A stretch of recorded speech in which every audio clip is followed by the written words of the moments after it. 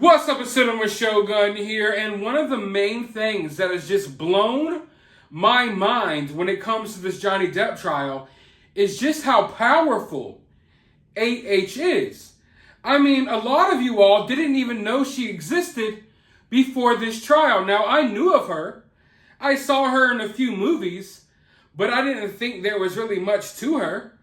I didn't think that she had an extremely successful career in Hollywood. She didn't have too many big roles. In fact, when she was casted in Aquaman, I was like, who the heck is this lady?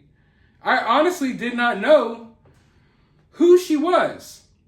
But it turns out this woman is extremely powerful. And I mean extremely powerful. As you all know, I run this YouTube channel.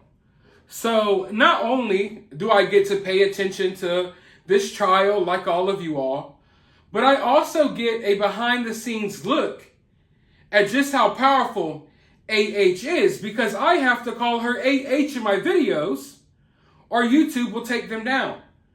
In one of my last videos, I saw someone complaining. Why do you always use code names when you talk about her? Surely you could say her name. No, I can't. I can't. If I say her name, my video will be taken down. In fact, all of these videos that you've seen of me covering this case, most of them have been shadow banned, and most of them have been demonetized. And yes, I could fight against the YouTube censorship, and eventually the videos get monetized after a day or two. But my channel has been severely damaged by just covering the story. And it's because AH is almost like the mob. I mean, don't get me wrong. I can't point towards any of her accomplishments that would have made her this powerful being. But I think it's who she sleeps with. I think she has strategically slept her way to the top. I mean, look, she slept with Elon Musk, one of the richest, if not the richest person in the world. You don't get any higher than that. I still believe, I don't care what anyone says, I believe that she has dirt on Elon Musk. I believe that she is extorting Elon Musk. I believe this woman may live the rest of her life off of Elon Musk's bill, simply because something Elon Musk may have done. I don't know. This woman holds some secrets. I'll tell you that. But not only does she sleep around and try to get dirt on people, she also acts like the mob. She uses intimidation tactics. Some of you all may have heard of Jennifer Howell. Jennifer Howell is labeled as a witness in this trial. Now, we haven't seen her yet, although she may be called upon after AH's sister. So by the time you're watching this video, we may see something from her. I mean, who knows what's going to happen. But Jennifer Howell, during this whole trial, she had her house broken into. In fact, they drilled through the doors, but they didn't take anything.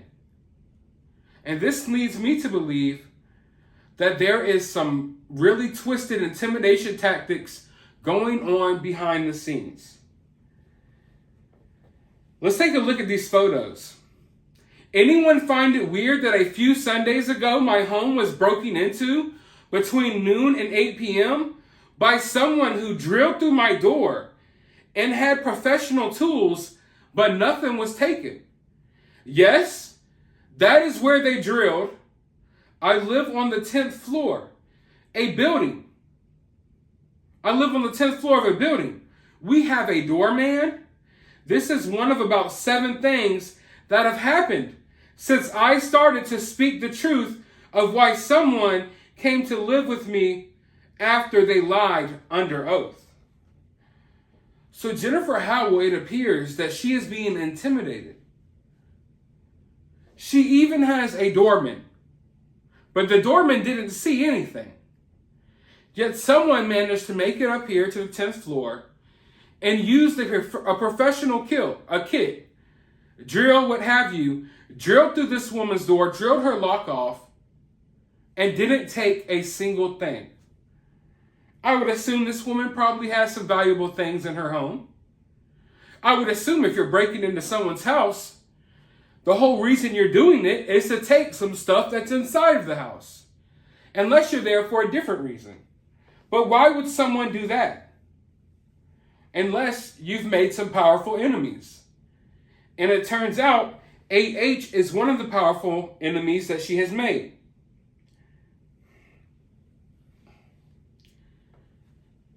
Now, Jennifer is the owner of Art Asylum and was Whitney, AH's sister's friend and boss. Whitney told her at one point that AH was going to push her down the stairs. Whitney told her she was afraid of her sister. She was afraid that her sister would kill Johnny Depp. And, I'm looking at these photos. I'm sorry if I got kind of quiet there, but I'm just looking at these photos, and this is just really odd to me. You know, someone doesn't go to this length to get inside your house and not take anything. Let alone the fact that this person was able to get up there to the 10th floor and just do this with no one realizing that this guy is drilling through someone's door. It's like maybe he paid some people off. She paid some people off. Who knows what it is? Now, Jenny Howell also says, reporting Debbie Lloyd a few weeks ago before her deposition truly clarified a few things for me. My life's work was also fraudulently reported a few weeks before my second part of a deposition. Coincidence? Intimidation? Bullying? Threats? Tactics? Attacks?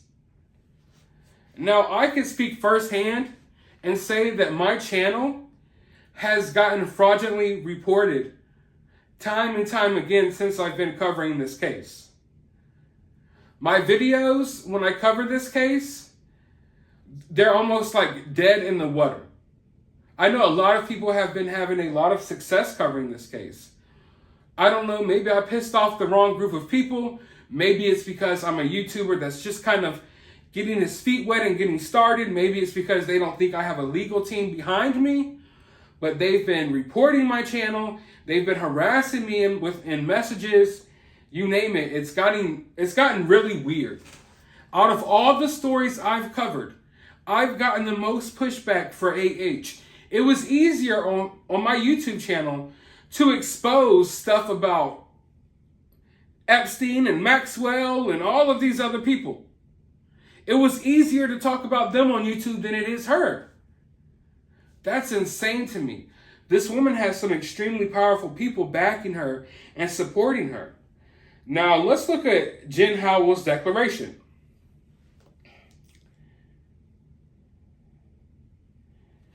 I, Jennifer Howell, declare as follows. I am over the age of 18 and not a party to this action.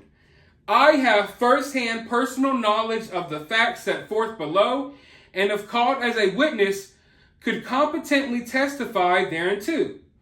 Whitney Henriquez, whose maiden name was Whitney Heard, is my dear friend. She has told me that I am her chosen sister. I also call her my chosen sister. This is already getting weird.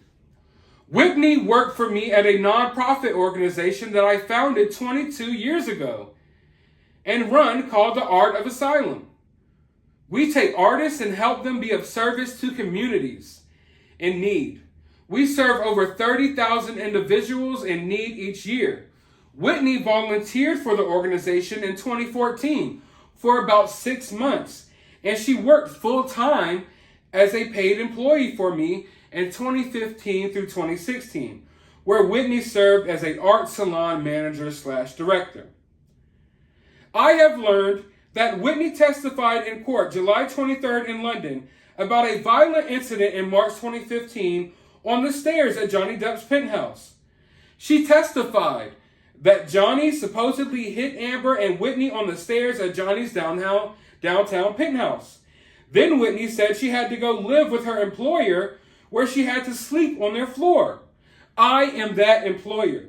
This is not what I was told to be true. First, Whitney came to live in the guest room of my apartment on the Wilshire Boulevard. Not on my floor, but in my guest room. Second, When Whitney arrived, she was a mess. Whitney told me she tried to stop her sister Amber from hitting and attacking Johnny on the stairs. Oh, this is getting juicy. Whitney said when she tried to intervene to stop Amber from going after Johnny, Amber nearly pushed Whitney down the stairs. She told me she was worried Amber was going to kill Johnny. She told me she had endured the kind of attacks her entire life. First from her father and then from A.H., who she said was extremely violent. Now, I want you all to realize here that there is evidence out there that this woman, A.H.'s sister, is extremely, deathly afraid of A.H. A.H. puts her hands on her too, whoops her ass all the time. Oh man, it's so much stuff. I'll have to make a separate video about that because there is so much, and I don't want to go off on a tangent while I'm reading through this report. But there's so much there. This woman is afraid of A.H. This woman is a victim of A.H. just like Johnny Depp. So when you see her on the stand, I know it could be sickening and it kind of pisses us all off, but understand she's a victim too, and she's just scared. She is scared. Which once again, I don't know why. Why would everyone be so scared of A.H. and how did she become this powerful? It's insane, people. She lived with me because she did not feel she could go back to live at the Eastern Columbia building. My father reminded me this morning that I told him that Whitney had moved in with me because she was terrified of her sister. While Whitney was living with me, she told me Johnny kept checking in to see how she was doing, and that he called her sis and she called him brother. So even throughout all of this, Johnny still had this woman's best interest at heart, still wanted to know how she was doing. Imagine being attacked viciously, nonstop by your wife, and still worrying enough to check on her sister, to make sure her sister's okay. I think Johnny is really coming off as a pretty thoughtful and caring person, at least in my opinion, but hey, who knows? Whitney said to me on multiple occasions that she did not know why he was staying in the relationship, nor why he was putting up with A.H.'s attacks. Whitney shared with me the damage endured by both her and Amber as children and the injuries she suffered from A.H. both psychologically and physically. Whitney was devastated during this time, and my heart broke for her. When Whitney came back from New York, she shared with me and everyone in the office that A.H. freaked out, attacked Whitney, and threw a wine glass full of red wine at her in the elevator. While A.H. and Johnny were in Australia, Whitney was in the office sitting in the black and white chairs near the kitchen and loudly proclaimed, "Oh my God, she has done it now. She has cut off his effing finger." Oh, whoa, this thing is getting deep. I knew Paige, A.H., and Whitney's mother. Paige shared with me while I was visiting Whitney that Elon Musk had gifted a Tesla or multiple Teslas, not sure if it was one or more, but A.H. found out that they were bugged. Now, I tried to tell you all this in a prior video, and I was just talking about this at the beginning of this video. I believe A.H. has dirt on Elon Musk, and a lot of people don't realize this, but she was actually setting herself up to go after Elon Musk. And then I think it pivoted to Johnny Depp. I'm not sure. Maybe Elon was going to be the backup plan. Maybe she chose to go with Johnny because Elon would be harder to take down because he's more, he's richer. I don't know. But she was going around saying that Elon gave her these Teslas, but they were bugged. And he was following her around and knew everywhere she went. And he was listening in on her conversations. And he was just this extremely controlling guy. So she was setting it up to try to take Elon down. But I guess in many ways she has taken Elon down. Because Elon is still fitting the bill for a lot of this stuff. So she kind of got her cake and ate it too. She took down Johnny, which is backfiring on her now, But she also had the richest man in the world basically paying for her to live. Insane. This woman really has it all together. I mean, she had a plan, or I don't think all of this just fell into her lap. No pun intended. No pun intended there. Paige told me that AH said Elon was controlling a certain word that starts with the A and ends with the E that I can't say on YouTube. She's basically saying that Elon was everything that Johnny was. And that she was in a legal battle with him over the rights to embryos that they had created together. Bam! Another freaking bombshell. Man, oh man. Once again, I tried to report to you all in the past that Elon may be the father of her child. A lot of people called me a conspiracy theorist and acted like I was crazy, thought I was reaching, they thought I was clickbaiting. People had a lot of stuff to say, but no. It has been said that she was in a legal battle over the rights to embryos that these two people created. AH's kid is probably Elon Musk's. Elon Musk is probably the father of AH's kid. I know that's crazy, but it's not a conspiracy. There's facts to back it up. He wanted to destroy them, and AH tried to keep them to have a baby. Woo! Man, this woman, no wonder why they're going so hard to try to shut this woman up. You know what? You want to know what? Is this AH really trying to intimidate and silence this woman?